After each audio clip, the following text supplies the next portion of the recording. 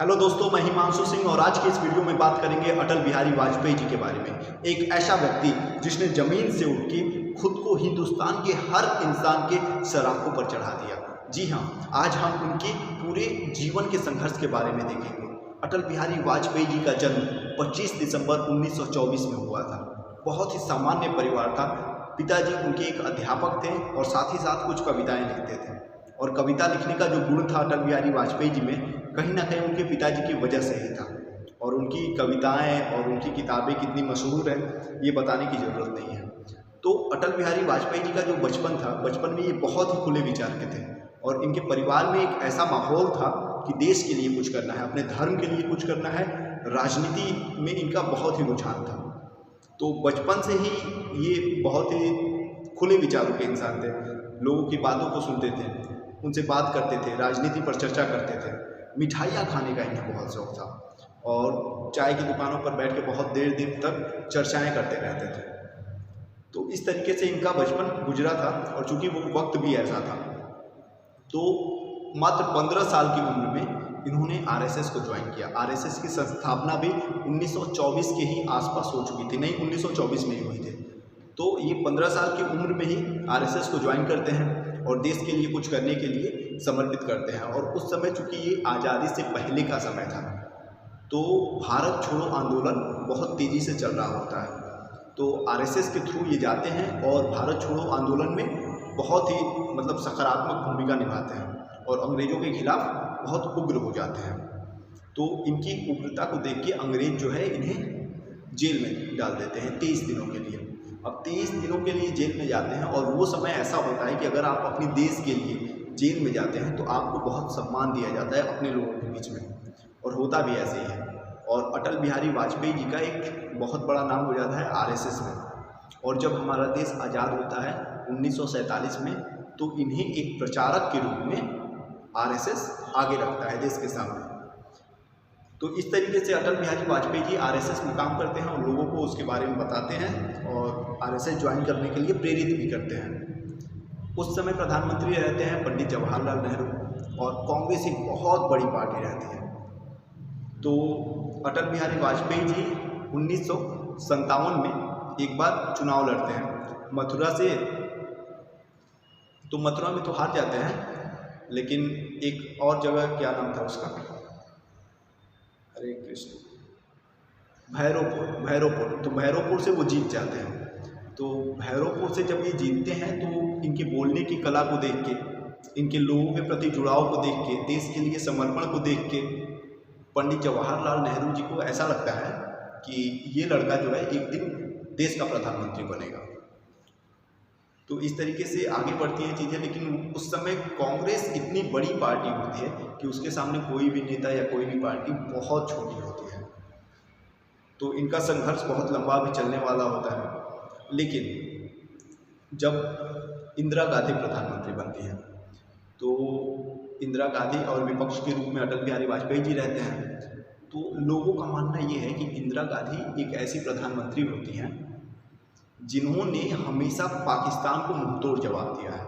लेकिन शायद लोगों को ये नहीं पता है कि इसके पीछे की वजह क्या है। इसके पीछे की वजह है अटल बिहारी वाजपेयी जी।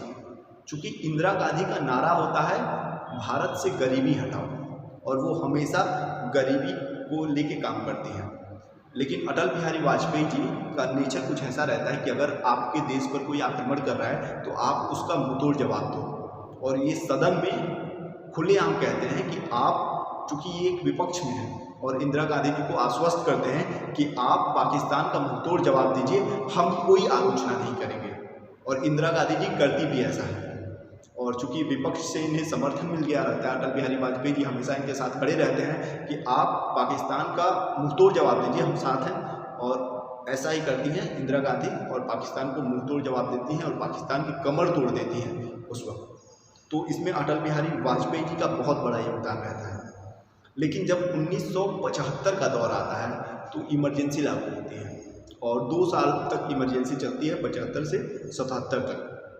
और उस इमरजेंसी के दौरान अटल बिहारी वाजपेयी जी को ऐसा लगता है कि कांग्रेस एक ऐसी पार्टी हो चुकी है जो निरंकुश पार्टी है और उसका बहुत विरोध करते हैं। और चूँकि इन्हें जेल भी जाना पड़ सकता है उस वक्त, और देश की जनता को ऐसा लगता है कि कांग्रेस हटाओ और किसी और एक ऐसे पार्टी को या फिर एक ऐसे चेहरे को लाया जाए जो हमारे देश का शासक बन सके।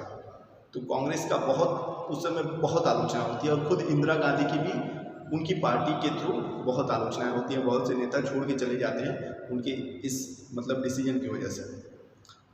तो फिर चीज़ें आगे बढ़ती हैं और 1977 में एक चुनाव होता है, तो कांग्रेस तो हार जाती है और ये जयप्रकाश नारायण प्रधानमंत्री बनाए जाते हैं और इन्हें विदेश मंत्री बनाया जाता है, अटल बिहारी वाजपेयी जी को। तो इस तरीके से चीज़ें आगे बढ़ती हैं, लेकिन कांग्रेस चूँकि बहुत बड़ी पार्टी होती है तो फिर से इन लोगों की सरकार ज़्यादा दिन तक नहीं चल पाती है और इनकी सरकार गिर जाती है।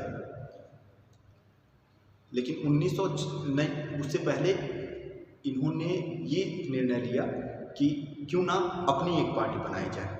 तो ये एक अपनी पार्टी बनाते हैं, भारतीय जनता पार्टी, जो कि बीजेपी आज इतनी बड़ी पार्टी बनी है। तो इसकी संस्थापना अटल बिहारी वाजपेयी जी ने ही की थी। 3 लोग मिलके भारतीय जनता पार्टी बनाते हैं, अटल बिहारी वाजपेयी जी, लाल कृष्ण आडवाणी जी और एक और भैरव सिंह जी होते हैं। तो ये तीनों लोग मिलके भारतीय जनता पार्टी की स्थापना करते हैं। अब भारतीय जनता पार्टी बनने के बाद चूँकि पार्टी बन तो जाती है, लेकिन कांग्रेस इतनी बड़ी पार्टी है, उसके खिलाफ लड़ना, उसके विरोध में लड़ना और फिर जीतना बहुत बड़ी बात हो। तो 1984 में ये लोग चुनाव लड़ते हैं। तो चुनाव में होता भी कुछ ऐसे है कि बहुत बुरी तरीके से इनकी पार्टी हारती है। मात्र 2 सीट जीत पाते हैं ये लोग। 1 सीट अटल बिहारी वाजपेयी जी और 1 सीट लाल कृष्ण आडवाणी जी। और लाल कृष्ण आडवाणी जी ने ये तय किया होता है कि पार्टी का जो अध्यक्ष है वो अटल बिहारी वाजपेयी जी को ही बनाया जाए, क्योंकि इनके बोलने का तरीका बहुत अच्छा होता है और इन लोगों से बहुत जल्दी जुड़ जाते हैं। तो पार्टी का अध्यक्ष लाल कृष्ण आडवाणी जी ने इन्हें बना दिया था, अटल बिहारी वाजपेयी जी को। तो इस तरीके से चीज़ें आगे बढ़ती हैं, लेकिन फिर समय बदलता है और 1996 में भारतीय जनता पार्टी एक बहुत बड़ी पार्टी के रूप में उभर के आती है, क्योंकि ये वो दौर था जब ये विवादों का दौर था। बाबरी मस्जिद और राम मंदिर को लेके यहीं से विवाद शुरू हुआ था और ये विवाद बहुत लंबा चला था। अब जाके तो ये केस सॉल्व हुआ है। तो यह मतलब भारतीय जनता पार्टी ने ही इस मुद्दे को उठाया था और भारतीय जनता पार्टी ने ही इस मुद्दे को ख़त्म किया। तो यही 1996 के आसपास ही ये मुद्दा उठा था और वहीं से भारतीय जनता पार्टी की पूरे देश में एक अलग छवि बन गई थी कि ये अपने धर्म के लिए कुछ करेंगे ये पार्टी, और लोगों ने विश्वास भी जताया।